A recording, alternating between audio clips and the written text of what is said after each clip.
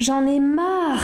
J'arrive pas à maigrir, j'arrive pas à perdre de poids, je comprends pas pourquoi. Bah, fais un déficit calorique, tout simplement. Ah ouais, tu fais comment? Bah, tu manges moins. Bah ouais, j'ai essayé, mais ça a rien fait, au contraire, j'ai grossi. Ah bah, pourtant, je suis désolée, mais moi j'ai réussi en faisant ça, hein. Donc, je sais pas comment tu t'y prends, mais... Si perdre du gras était si facile, je pense que ça saurait et j'ai franchement moi-même fait d'énormes erreurs lorsque j'ai voulu perdre du poids en 2017. Mais heureusement, depuis, j'ai compris des choses essentielles qui m'ont permis d'enfin débloquer ma perte de poids. Et grâce à ça, Dieu merci, j'ai réussi à perdre quand même 10 kilos, ce qui est plutôt pas mal. Alors je vous rassure, on va pas parler de comptage de calories dans cette vidéo, je vais simplement vous donner des conseils à appliquer qui sont simples dans votre quotidien pour que vous puissiez mincir rapidement et surtout sans trop vous prendre la tête. Parce que c'est vrai que quand on décide de mincir, on a tendance à s'imposer des règles beaucoup trop strictes alors que c'est pas nécessaire. Et moi la première, j'avais supprimé tous les produits sucrés de mon alimentation, j'avais supprimé le lait, le fromage, quoi d'autre encore? Bah clairement tous les produits transformés en fait. Donc forcément je me retrouvais à manger pas grand chose à part de la soupe et des carottes râpées tous les soirs. Et c'est en grande partie à cause de ça que j'ai pris du poids. Non pas parce que j'ai réussi à me restreindre comme ça pendant des mois, sinon j'aurais forcément minci. Mais parce que j'étais tellement frustrée que tous les week-ends, je craquais complètement. Je m'empiffrais jusqu'à avoir envie de vomir littéralement parce que je savais que j'allais devoir me priver de nouveau à partir du lundi pour enfin espérer perdre du poids un jour. Je perdais du gras la semaine que je récupérais le samedi et le dimanche. Et à force d'appliquer ce schéma, je me voyais de plus en plus grossir alors que mon but initial, c'était quand même complètement l'inverse, hein. C'est bizarre mais je me souviens qu'à cette période, j'avais comme l'impression de pas avoir le contrôle sur mon corps. Je me sentais vraiment impuissante face à la situation. Et je pense que c'est le cas de beaucoup de personnes qui veulent perdre du poids mais qui n'y arrivent pas. Donc la première chose à faire avant d'essayer n'importe quelle solution pour perdre du poids, c'est déjà de savoir pourquoi est-ce que vous en avez pris. Sinon, vous allez sans cesse reproduire le même schéma et donc reprendre le poids que vous perdez. Je vais quand même vous donner quelques pistes de réflexion parce que souvent les causes d'une prise de poids sont les mêmes d'une personne à l'autre. Souvent, on retrouve l'abus d'alcool, l'abus de fast-food, de restaurants, ce genre de choses, aller beaucoup trop à la boulangerie, alterner les phases de privation, compensation, être très peu actif, etc., etc. Et alors, bien sûr, hein, ça peut être multifactoriel. Et la plupart du temps, en réalité, ça l'est. C'est-à-dire que c'est un ensemble de choses qui a provoqué cette prise de poids. En tout cas, une fois que vous aurez trouvé les raisons de votre prise de poids, vous pourrez passer à l'étape suivante. Étape suivante qui est d'élaborer un plan d'action en vous fixant d'abord un objectif réalisable. Il faut toujours que votre but soit cohérent avec votre mode de vie. Si vous avez 3 enfants en bas âge et que vous souhaitez être bodybuildeuse, ben je pense que ça risque d'être un petit peu compliqué. Bon là je vous ai donné un exemple extrême, mais pour être un petit peu plus réaliste, ne vous attendez pas à ressembler à Michelle Lewin si vous pouvez aller à la salle que 2 fois par semaine. Et de toute façon, plus vos objectifs seront élevés, plus vous voudrez être sèche et musclée, plus votre vie devra tourner autour de ça, plus vous devrez prévoir vos repas, vos sorties et ce genre de choses. Donc ça c'est vraiment quelque chose qui est propre à chacun. Ensuite, une fois votre objectif établi, donnez-vous un certain temps pour l'atteindre. Alors ne vous dites pas le 14 février 2023 à 16h32 j'aurais perdu 3 kilos, mais dites-vous plutôt au mois, je sais pas, de mars-avril, j'aurais perdu entre 2 et 3 kilos. Comme ça vous permettra de ne pas être démoralisé si vous voyez qu'au bout de 2 semaines, vous avez toujours pas perdu poids, parce que croyez-moi que ce sont des choses qui arrivent souvent. Et ça n'est pas anodin, c'est quelque chose même qui arrive quand même assez souvent. Et puis d'un autre côté, ça vous permettra de vous booster aussi d'avoir cette deadline. D'ailleurs, parlons-en du poids. Si vous êtes sur cette vidéo, c'est forcément que vous voulez perdre du gras, donc du poids. Sauf que si vous souhaitez prendre du muscle en parallèle, vous allez forcément en gagner. Ce qui veut dire que votre poids peut ne pas du tout avoir changé, alors que votre corps, lui, s'est littéralement transformé. Et je sais qu'il y a beaucoup de gens qui ont conscience de ça, mais qui, malgré tout, ont du mal à l'intégrer, parce que dès qu'ils vont prendre du poids, ils vont paniquer. Donc il y a vraiment une différence entre savoir quelque chose et l'appliquer à nous-mêmes. Et ça, je le remarque vraiment partout autour de moi. Donc ce que j'ai envie de faire aujourd'hui, c'est de vous montrer l'exemple d'une de mes élèves pour vous rassurer à ce sujet. Vous savez ce que je trouve très dommage et ce qui vous empêche peut-être de progresser sans même que vous vous en rendiez compte? Cette élève qui souhaite perdre du gras faisait 68 kg au début du coaching, 3 mois plus tard, elle en fait 67. On pourrait se dire, elle a vraiment pas beaucoup avancé. Et quand on regarde ses mensurations, on se rend compte qu'elle a 12 cm de tour de taille en moins, 8 cm de tour de hanche et elle a perdu de partout. Donc arrêtez de faire un focus sur le poids, ça ne veut rien dire.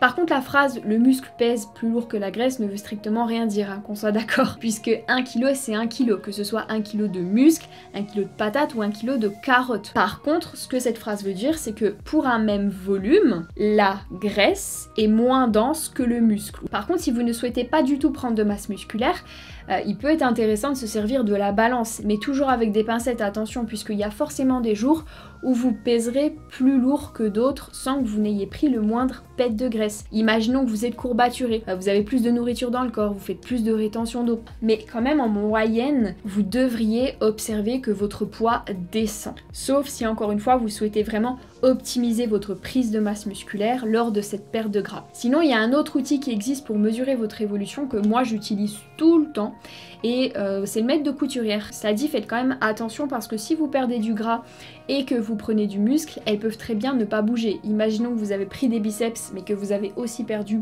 du gras au niveau des biceps, bah forcément ça va s'équilibrer. Par contre, le tour de taille, c'est quelque chose qui généralement est très fiable. Si vous avez perdu du poids, vous aurez perdu du tour de taille. Donc si vous voulez prendre vos mensurations, moi je vous conseille de le faire toutes les semaines, voire toutes les 2 semaines et toujours à jeun, attention. Bon, revenons maintenant à notre plan d'action. Une fois votre objectif défini, il vous faudra établir un plan d'action.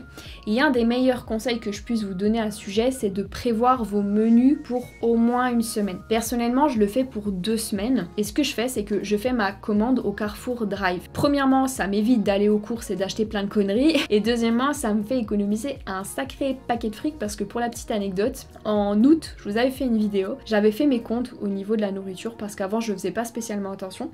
Et je m'étais rendu compte que tous les mois, je dépensais entre 5 et 600 €. Alors que depuis que je fais ça, depuis que je prévois tous mes menus et que je fais ma commande au Drive, mon budget alimentaire se trouve maintenant aux alentours de 200-300 €. Donc ça fait quand même une sacrée différence. Et ce que vous pouvez faire aussi, c'est préparer vos repas à l'avance. Alors personnellement, moi, ça je le fais pas, mais c'est vrai que si vous avez le courage de le faire, franchement, respect, parce que ça vous permettra aussi de craquer sur des cochonneries, parce que généralement quand on a faim, et surtout quand on veut perdre du poids, on a tendance à subir cette faim, et ben on va avoir tendance à aller un petit peu plus dans la facilité, donc chercher un fast-food, ce genre de choses. Alors que si le repas est déjà prêt, on le prend et c'est bon. D'ailleurs, parlons-en de la faim. Je voudrais juste vous donner une petite astuce sur ça qui moi m'a beaucoup aidé. Souvent, quand on veut perdre du poids, on doit subir un petit peu la faim. Alors, je parle pas d'avoir faim à 14 h si vous avez mangé à midi. Évidemment, ça c'est pas normal. Ça c'est que vous ne mangez pas assez. Mais par exemple, il est possible d'avoir faim à 19 h si le soir vous avez pour habitude de manger à 20 h. Ça c'est tout à fait normal. C'est même bon signe en fait, hein. C'est que le déficit quand même il est là, il est bien installé, il est bien en marche. Ça dit, c'est pas parce que vous n'avez pas faim que vous n'êtes pas en déficit, hein. Attention, c'est pas ce que j'ai dit. Mais généralement c'est quand même un bon indicateur. Pour les personnes qui ont du mal à supporter la faim, rappelez-vous sans cesse que votre corps a des réserves et que vous êtes capable de supporter cette faim. Puisque c'est quand vous êtes en déficit que votre corps va puiser dans les graisses. Donc vraiment, répétez-vous sans cesse, c'est pas grave, je vais faire autre chose, je ne meurs pas de faim, j'ai des réserves. Et ça c'est très important, moi ça m'a personnellement beaucoup aidé parce que quand on a faim, généralement on a très vite envie de nourriture, on se sent en danger puisque c'est comme ça que le corps il fonctionne finalement, on est amené beaucoup plus rapidement à manger, on pense à la nourriture, etc.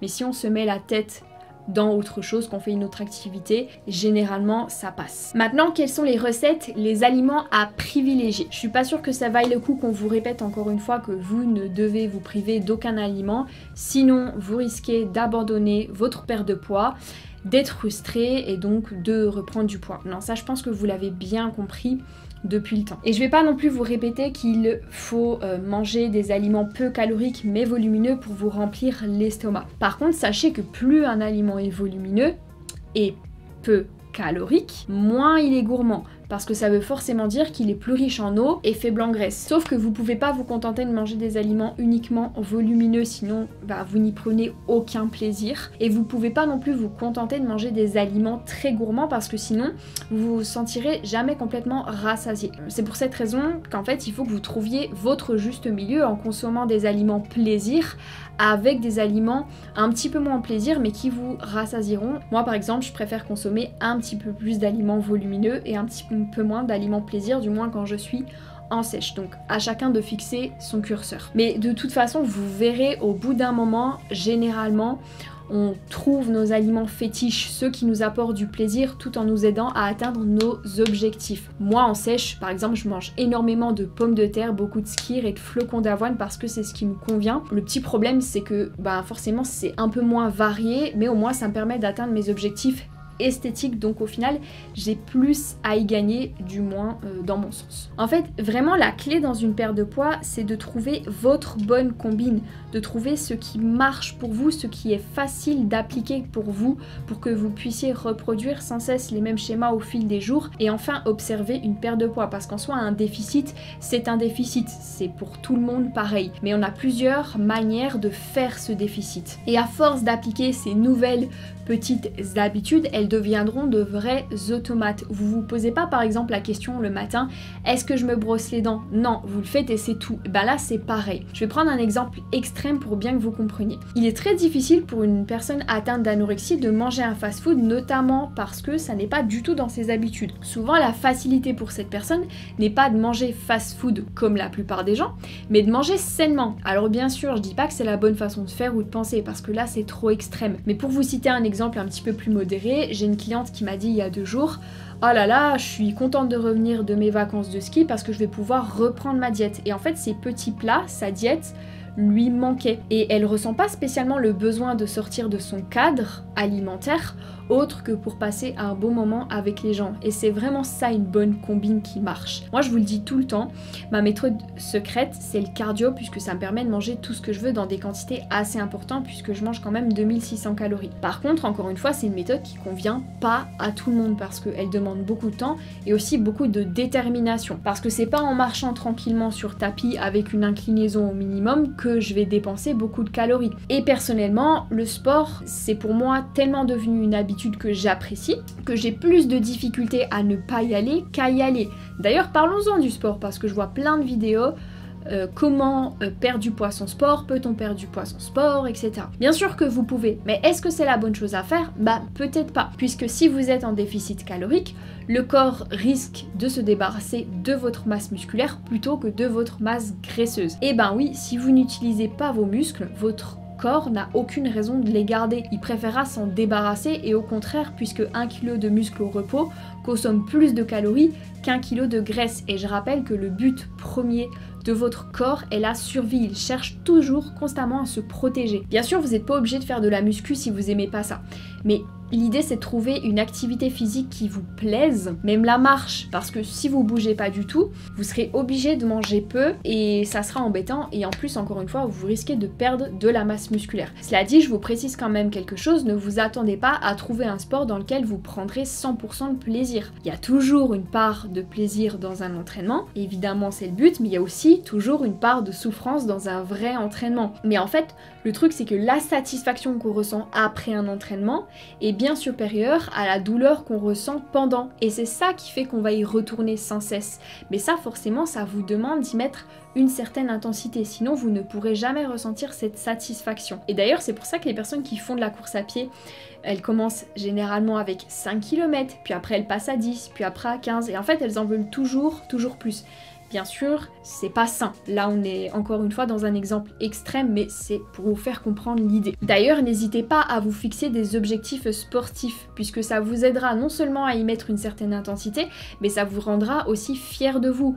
Puis, vous ressentirez forcément plus de satisfaction après votre séance. Souvent mes élèves, ça me fait rire parce qu'elles sont étonnées quand je leur dis que j'ai pas envie de faire ma séance, mais c'est le cas. C'est le cas, franchement souvent j'ai pas envie, mais en fait ce que je fais c'est que j'y vais et que je me pose pas la question. Et d'ailleurs on peut en parler de cette fameuse discipline. J'arrive pas à perdre de poids, je comprends pas pourquoi, je te jure. Ah ouais, mais concrètement t'as fait quoi pour maigrir? Déjà je fais grave de sport. Et le soir, je mange qu'un bout de pain avec un peu de fromage et une soupe. Ouais, mais tu fais quoi comme sport? Bah, je cours 8 km 2 fois par semaine quand même, hein. Mais attends, est-ce que tu fais ça toutes les semaines? Bah, pas tout le temps, mais presque. Ouais, je vois. Et le matin et le midi, tu manges quoi sinon? Bah, le midi, je mange au self, donc ça dépend du menu. Et le matin, je mange un chocolat chaud avec du pain et du beurre. Ouais, bah, t'es juste pas en déficit calorique en fait. Il y a une phrase que j'entends très régulièrement dans mon métier qui est « je mange rien, je fais du sport et pourtant je ne perds pas de poids ». Mais quand j'essaye de creuser un petit peu pour savoir exactement ce que la personne a essayé de faire pour maigrir, je me rends compte qu'elle se ment un petit peu à elle-même. Et d'ailleurs, il y a un biais cognitif qui s'appelle le biais de complaisance et qui consiste à reporter nos échecs sur des causes externes pour ne pas assumer la responsabilité de nos actes. Je sais que ça peut être un petit peu difficile à entendre, mais l'idée c'est pas du tout de vous faire culpabiliser, c'est que vous puissiez vous rendre compte des choses et enfin atteindre votre objectif. Mais quand vous allez par exemple manger un chocolat, un croissant au bureau, une salade un peu trop saucée, etc.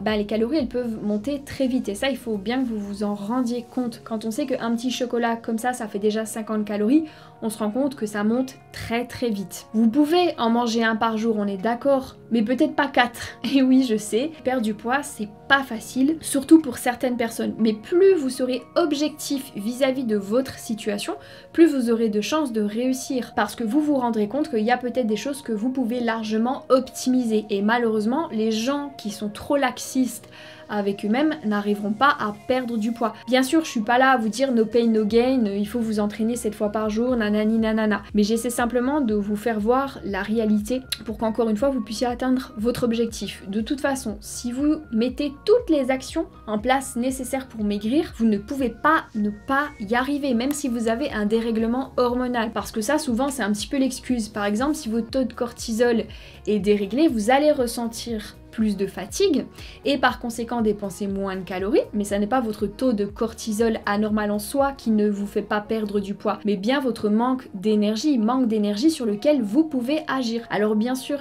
c'est un petit peu difficile, mais c'est possible. Et dernière chose, n'attendez pas de commencer votre perte de poids. Moi j'aime beaucoup la phrase « Pourquoi remettre au lendemain ce qu'on peut faire aujourd'hui ?» Dites-vous que plus vous attendrez, plus ce sera difficile. Et si vous avez besoin d'informations complémentaires pour comprendre un petit peu plus comment marche la perte de poids, ou alors que vous avez besoin d'un cadre spécifique, vous trouverez le lien de mon e-book sur la perte de gras en description. N'hésitez pas à me dire si ces conseils vous ont été utiles, quelle a été votre petite combine à vous qui a fait que vous avez perdu du poids et je vous dis à très vite, ciao.